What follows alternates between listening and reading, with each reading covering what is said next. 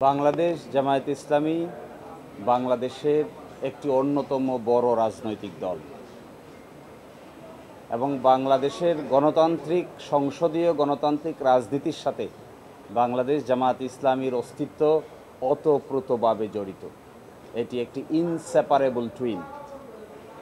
দেশে দেশের বাইরে বাংলাদেশের নাগরিকরা জামায়াতে ইসলামের প্রতি অনেক আশা এবং আকাঙ্ক্ষা করে। ডেমোক্রেটিক প্রসেসে বাংলাদেশ জামায়াতে ইসলামীর রাজনৈতিক যে নিবন্ধন ছিল ইলেকশন কমিশনে, সেটি গণতান্ত্রিক উপায়ে ক্যান্সেল করা হয় নাই। তড়িঘড়ি করে ইলেকশন কমিশনের সামনে দরখাস্ত পেন্ডিং থাকা অবস্থায় আদালত মেজরিটির ভিত্তিতে এই রেজিস্ট্রেশনটাকে ক্যান্সেল করেছে। এর বিরুদ্ধে আমরা আপিল করেছিলাম। আপিল মামলার শুনানি হয়েছে, আগামীকালকে আবার শুনানি হবে। আজকে শুনানিতে মূল কথাটা যেটি এসেছে তার প্রথম ছিল যে প্রক্রিয়ায় আমাদের হাইকোর্ট বিভাগ এই নিবন্ধন ক্যান্সেল করেছে, বাতিল করেছে, এই প্রক্রিয়াটি মূলত ইলেকশন কমিশনের সামনে বিচারাধীন ছিল, বিবেচনাধীন ছিল। ইলেকশন কমিশনের সামনে বিবেচনাধীন কোনো বিষয় আদালত এইভাবে ক্যান্সেল করতে পারে না। এটিকে ইংরেজিতে বলে প্রিম্যাচিওর। আর সেকেন্ড কথা হলো, যারাই রিট পিটিশন দায়ের করেছিলেন তাদের কোনো লোকাস স্ট্যান্ডাই নাই। তারা নিজেরাই পক্ষ দোষে দুষ্ট, তারা নিজেরাই ইল মোটিভ নিয়ে রাজনৈতিকভাবে হেয় প্রতিপন্ন করার জন্যই এই মামলা দায়ের করেছিলেন। আর সর্বশেষ আমরা বলেছি যে গণতন্ত্রে এইভাবে জামায়াত ইসলামীর মতো একটি গণতান্ত্রিক রাজনৈতিক দলের নিবন্ধন বাতিল করে দিয়ে মূলত বাংলাদেশের রাজনীতিতে একটি অনিশ্চয়তা তৈরি করা হয়েছিল, যা নাকি ডেমোক্রেটিক প্রসেসকে ক্ষতিগ্রস্ত করেছে। এই আর্গুমেন্টগুলোর ভিত্তিতে আমাদের আপিল বিভাগ আপিলের বিষয়ে একটি সিদ্ধান্ত উপনীত হবেন বলে আমরা আশা করি এবং আগামীকালকে বাকি অংশ শুনানি হবে। জামায়াতে ইসলামীর দাড়িপাল্লা প্রতীক ছিল, আপনারা সবাই জানেন। আজ থেকে না, জামাত প্রতিষ্ঠার পর থেকেই দাড়িপাল্লা প্রতীক জামাত ইসলামীর মার্কা হিসেবে বিবেচিত। বাংলাদেশের সকল সংসদীয় নির্বাচনে জামাত ইসলামী দাড়িপাল্লা প্রতীক নিয়েই অংশগ্রহণ করেছে এবং সবসময় সংসদে আসন সংখ্যা নিশ্চিত করে সরকারেও অংশগ্রহণ করেছে এই দাড়িপাল্লা প্রতীক নিয়ে।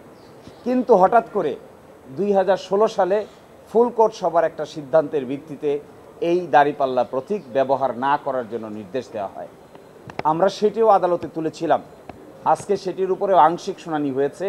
এই প্রতীক সংক্রান্ত বিষয়ে আগামীকালকে সকাল 9টায় 1 নম্বর আইটেম হিসেবে শুনানি হবে। এরই মধ্যে আমরা চিন্তা ভাবনা করে আগামীকালকে আদালতের সামনে আমাদের বক্তব্য উপস্থাপন করব। উনি বলতে চেয়েছেন যে এটাই প্রথম কোনো ইনস্ট্যান্স কিনা, উদাহরণ কিনা, যেখানে আদালত কর্তৃক রাজনৈতিক দলের রেজিস্ট্রেশন বাতিল করা হয়। আমরা বলেছি আদালত কর্তৃক রাজনৈতিক দলের রেজিস্ট্রেশন বাতিলের নজির এই ভারতীয় উপমহাদেশে আর দ্বিতীয়টি নেই, এইটিই প্রথম। এবং জামাত ইসলামীর রেজিস্ট্রেশনকে বাতিল করা হয়েছে, ইলেকশন কমিশন বাতিল করেনি। ইলেকশন কমিশন রেজিস্ট্রেশন দিয়েছে, কিন্তু হাইকোর্ট ডিভিশন মেজরিটির ভিত্তিতে এটি বাতিল করেছে। এই নজির এই ভারতীয় উপমহাদেশে একটি এবং একমাত্র নজির।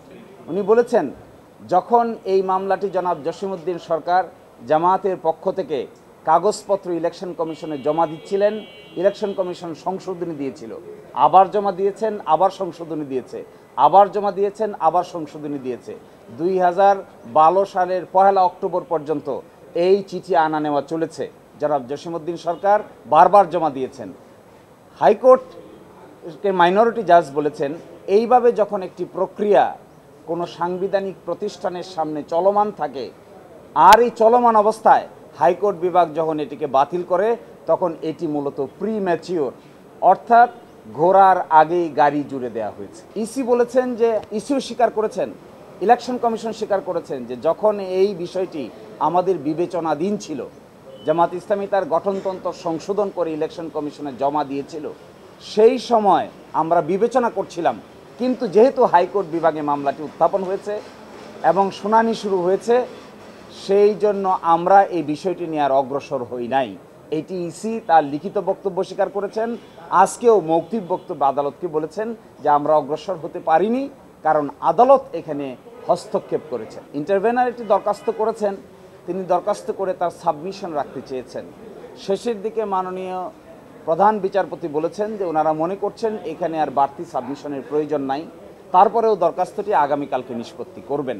আমাদের এই দরখাস্ত সিম্বল এবং ওনার ইন্টারভেনের দরখাস্ত দুটো বিষয়েই আগামীকালকে প্রথমার্ধে সকাল 9টায় 1 নম্বর আইটেম হিসেবে শুনানি হবে। ওই আবেদন না, আমরা তো আবেদন দিয়েছি। এখন ওনারা বলছেন যে এই ব্যাপারটিতে আমরা চিন্তাভাবনা করে আগামীকালকে আমাদের পদক্ষেপ গ্রহণ করব। এটা আবেদনই হোক, মৌখিক হোক কিংবা লিখিত, চাই আগামীকাল।